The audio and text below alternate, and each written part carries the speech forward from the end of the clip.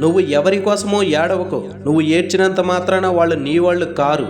నీ వాళ్ళైతే నేను నిజంగానే ఏడిపించేవారు కారు. నిన్ను వద్దు అనుకున్న వాళ్ళ దగ్గర నువ్వు ఏడ్చావు అంటే వాళ్ళకు నువ్వు లోకువైపోతావు తప్ప వాళ్ళలో కొంచెమైనా కనికరం కనిపించదు.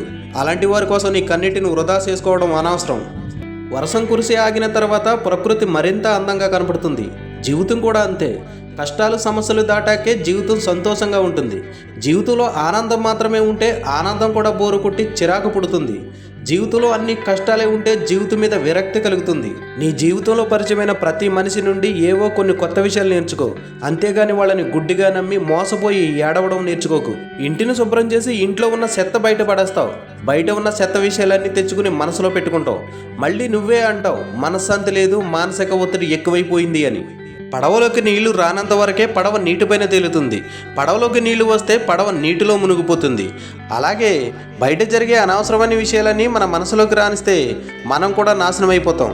ఆశపడినది దక్కాలి అంటే పోరాటం చేయాలి. పోరాటం చేత కాకపోతే దక్కిన దానితోనే సర్దుకుపోవాలి. 99% నిన్ను మనుషులు ఇష్టపడడానికి కారణం నీ సంపాదన. అందులో నీ భార్య పిల్లలు ఉన్నా కూడా ఆశ్చర్యపోనక్కర్లేదు. నువ్వే ప్రాణం అనుకుని నీకోసమే బ్రతికే వాళ్ళ కోసం నీ జీవితాన్ని త్యాగం చేసినా పర్వాలేదు, కానీ నిన్ను మోసం చేసిన వాళ్ళ కోసం ఒక్క నిమిషం వృధా చేసినా అది నీ అసమర్థతే అవుతుంది. అలాంటి బంధాలన్నింటినీ వదిలేసి స్వేచ్ఛగా బ్రతకడానికి ప్రయత్నించు. పోయిన వాళ్ళ గురించి ఆలోచించకు.